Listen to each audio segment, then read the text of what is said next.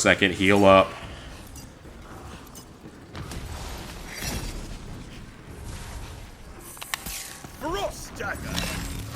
Oh, that was terrible. Okay, he's taking damage now. From something. I don't know what. Alright. What's your next phase going to be? Because I'm sure you're going to have another one. I'll be shocked if you don't.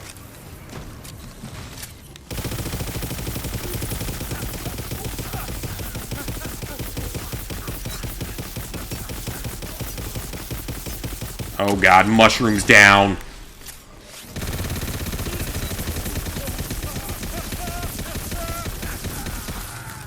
He disappeared. Okay, good, he came back.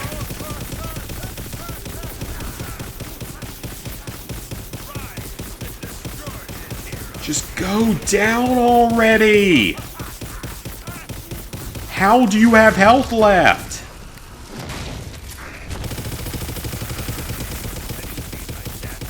You do not have health left. You can't have health left. Your health bar is empty.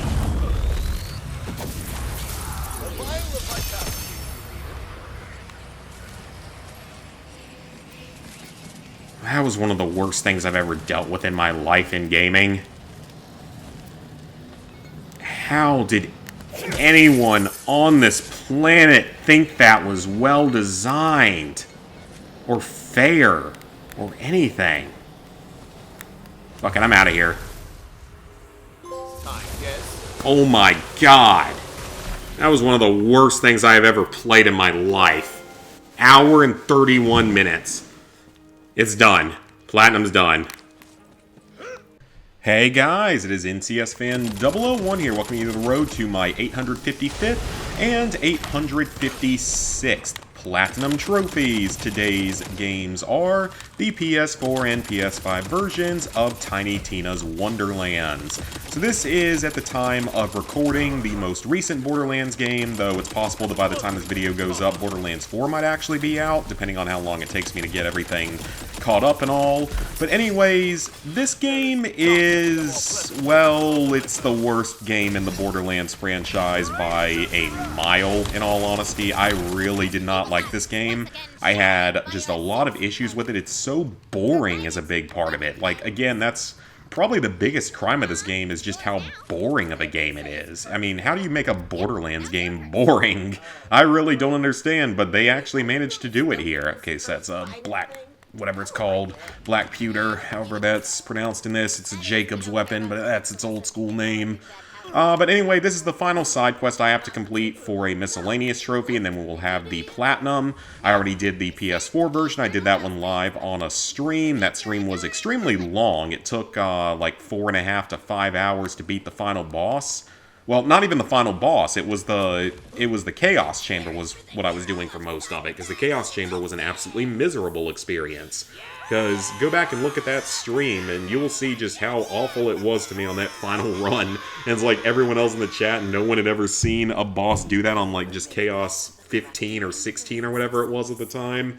And it was an insane fight that took like a solid hour probably. So yeah, that was highly unpleasant. But thankfully, this version, a lot of the trophies auto-pop, even though I still had to play through a lot of the game again. And there's our last trophy, so much for that guy.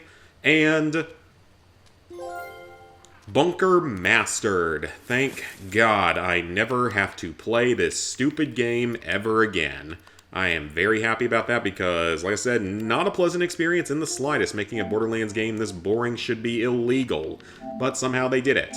So anyways, when it comes to the Platinum Trophy and the 100%, it's not like it's a super hard Platinum by any means. It's like a 4 out of 10 in difficulty overall that takes probably a solid 50 hours unless you use, well, not really even an exploit, but just some trading with other players. So we'll look at the PS4 version first, even though the trophy lists are identical. You have to reach level 40, which is the max rank in this game. You'll get this naturally while going for all of the story and side quests. You get separate trophies for each story mission, which is kind of nice. There's not a whole lot of story missions. I think there's only 10, so the story's actually fairly short in this one. Then you have 4 specific side quests, well, technically 5 because that one's 2, that give you an additional trophy. These are some of the longest side quests in the game, and you have to complete all 48 total side quests, though this trophy tends to pop a little bit early for most people, including myself. One of the side quests, like the very last one, I did not end up having to complete for some reason, so I'm certainly not going to complain about that. But the side quests just take absolutely forever in this game. Most of them are like half an hour, 45 minutes long, which is honestly kind of ridiculous, except for a few that are on the overworld. So I have no idea why they felt the need to make them take that long just to pad out the game. A lot of the time it's just like random objectives that don't need to be there, or just very, very long periods of dialogue that you can't skip through. And it's just really, really annoying to deal with. One of our 2 multiplayer trophies is to revive a partner. You can do this with a second controller or just with any other player out there. Pretty self-explanatory. Death Save is the fight for your life mode in this game. Do it on a badass or a boss enemy. This one will probably come naturally, but if it doesn't, just let yourself go down near a badass enemy and then just kill him afterward. Should be pretty easy to knock out. This one, you have to find an orange level enchanted item while just exploring. This one should come naturally before you finish all the other trophies in the game. You have to have 1,000,000 gold, which is not particularly hard because you'll need far more than that for a later trophy. So 1,000,000 gold isn't really too bad. You should get that one fairly naturally while doing everything else. The really bad trophy in the game is this one for purchasing every inventory upgrade. You have to purchase the final tier of any of them, which isn't really that huge of a deal, but purchasing every single inventory upgrade is absurd because it requires hundreds of millions of gold to do, because there's about 12 different categories of things you can upgrade, or is it 9? It's either 9 or 12 categories that you can upgrade, and they just get insanely expensive. Now, luckily, I was able to have a friend, Robbie, was able to drop me the money needed to purchase every single inventory upgrade, so thank God, because that saved me a lot of time either farming money or using a glitch, because I think there is like a duplication glitch for money, but I never looked up how to do it. And you also have to trade with another player, which is how I managed to get all that money in the first place. Picking up and redeeming a cosmetic item is one of the first trophies you'll get because these pop up constantly. 3,000 loot luck. This trophy is pretty rough if you try to get it the normal way, because your loot luck increases just as you play through the game. And like every time that you level up, you get a little bit more to it. When you upgrade your gear, you get a little bit more to it. When you find any of the lucky dice, you get a little bit of it. But getting to 3,000 is kind of absurd, and it's going to require either a lot of playing in the Chaos Chamber and finding a lot of the lucky dice, or you can actually sometimes get it by just joining another player that already has a loot luck of 3,000. But I'm going to get more into that a little bit later as to why it didn't necessarily work on the other version. Lore scrolls, these are very easy to find. There's tons of them all over the world. It's one of the first trophies you'll get. Enchant or re-enchant an item. This one you can't do until you finish the main story, but it's very easy to do. Then every dungeon door, there's 7 specific dungeons that count for this. None of them are particularly hard. They're just a couple of waves of enemies that you have to deal with. This one you just have to press square as an enemy comes up to you, I think is how I did it. And then 10 encampments in the overworld. These are the little campfires. These are just single wave groups of enemies. Nothing too difficult with those. And then you have the Chaos Chamber. Completing a single run is not difficult. But after you complete your first run, you'll be able to do Chaos Level 1. Well, actually, you have to do a tutorial first, then you do your first Chaos Chamber run, then you can do it at Chaos Level 1, then you can do it at Chaos Level 6, then you can do it at Chaos Level 11, and then finally at 16, because when you do the Level 6 one, it'll give you the Chaos Level 10 trophy when you're done, and then the Chaos Level 20 trophy will pop once you have completed the Chaos Level 16 run of it. Now, this trophy used to be a heck of a lot worse when the game first came out because you only got one Chaos level at a time, so you legitimately had to beat this stupid Chaos Chamber about 20 times to get this trophy originally. Thankfully, it's changed to where it now gives you those 5 levels at once, which makes it a whole lot more tolerable. But just terrible experience in there because that final run was just insane how long it was taking to kill the final boss of it. And again, no one in the chat had ever seen that particular boss have that insane an amount of health, at least not at that low of a chaos level. And everyone said it was epic that was there, so thankfully it did eventually work out, but it was a horrible experience that extremely soured my opinion of this game even further than it already was. So it's made me really not ever want to play another Borderlands game again. I mean, Borderlands 4, maybe I'll play it eventually, maybe once it gets a lot cheaper and all the DLCs come out for it. But instead of something like Borderlands 3, which is a day one for me, and I think the pre-sequel was as well, Borderlands 4 is sure as heck not going to be a day one.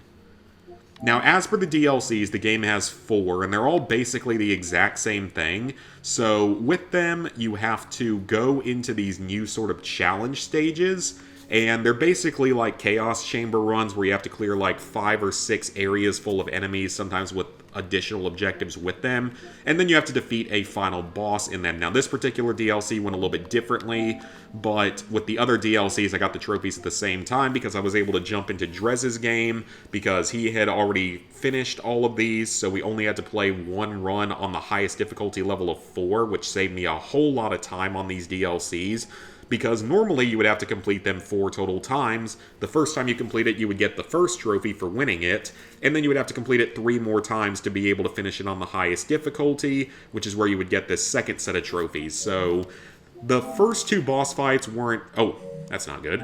The first 2 boss fights weren't anything particularly hard. Like, these first 2 weren't really a major issue. This one was pretty annoying. This one had a ton of health and everything, so this one was kind of tough to get through, even with, a good partner and everything. Fourth one, this one, I can't even really remember what this one even really was. I don't think it was too bad, though. But, yeah, with that, I was able to go in and immediately do the level 4 missions for it, which just made it a whole lot less time-consuming. So the only one that didn't work on was this very first one, so we ended up, after completing all the other trophies, we jumped into my game and completed the level 1 version of this first DLC, and that's when the trophy popped. But people have reported that these trophies can be buggy. A few trophies in the base game can also supposedly be buggy, so be very careful if you're going to play this one. As for the PS5 version, so this version, thankfully, the vast majority of the trophies auto-popped. So for the Platinum, all of the leveling and story trophies auto-popped, as did the first of the 4 sort of side quest trophies. That one also auto-popped, but these 3 did not. However, if you were to maybe have a character saved right before each of these, you might be able to upload that character and knock it out that way. Walk the Stalk is a really, really long side mission in that Jack and the Beanstalk themed level. Trial of Crooked Eye Phil is a fairly long side quest in one of the pirate levels. And then the Ditcher is the fairly long side quest in like one of the sand levels that puts you up against one of the hardest bosses in the game at the end. These 2 trophies thankfully auto-popped. The Revive trophy auto-popped, the Death Save did, the Enchanted Item did. The gold trophies do not auto-pop. Now, getting to 100,000 was not difficult at all, and Robbie actually dropped me the extra million gold because for some reason these don't auto-pop. I don't know exactly why, though I would have eventually gotten this one naturally. It was just trying to speed things up. Then thankfully the inventory upgrades auto-pop, as does the trading, the cosmetic item. The loot luck did not auto-pop, and what was really weird about this was that when I joined that other game where he already had well over 3,000 loot luck, this trophy did not auto-pop immediately upon going into that game, but then once I did just, a little bit of matchmaking later on, so like a few days later or, 10 days later or so, I started doing a lot of matchmaking and just joining into random games just to see what would happen. And this trophy eventually auto-popped in one of those lobbies, so I legitimately have no idea what was going on with this one.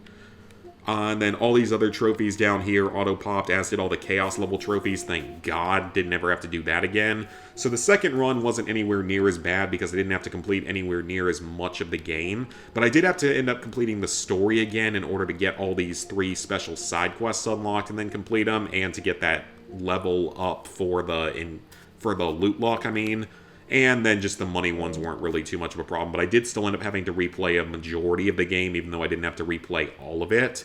So yeah, pretty terrible experience.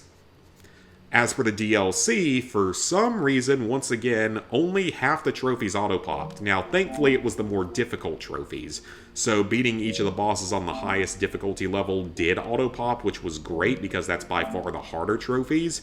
but for some reason the original ones for finishing them on level 1 did not auto-pop, so I went back and did those on another day and knocked them all out within an hour. It wasn't too much of a problem. It was just really weird, so it's like a super inconsistent auto-pop. Apparently Borderlands 3 is kind of the same way for a lot of people. I remember when I did it, it only auto-popped like 4 or 5 of the trophies, the location ones. So with that, level 889, 1% of the way through it, 29,855 total trophies, 856 platinums, 5,708 golds, 8,029 silvers, 15,262 bronzes. Thank you guys for watching. If you enjoyed this video, go ahead and leave a like, subscribe, ring the bell if you haven't done so already. Let me know down in the comments if you have done this platinum and your thoughts on it. I think I've made it pretty clear where I stand on this particular game. I am not, going to be missing this one at all now that it's done. And again, it's kind of soured the whole of Borderlands for me, so, I hope that Borderlands 4 is good, but it definitely will not be anywhere near day 1 for me. So again, thank you guys for watching. See y'all back here real soon for more trophy content.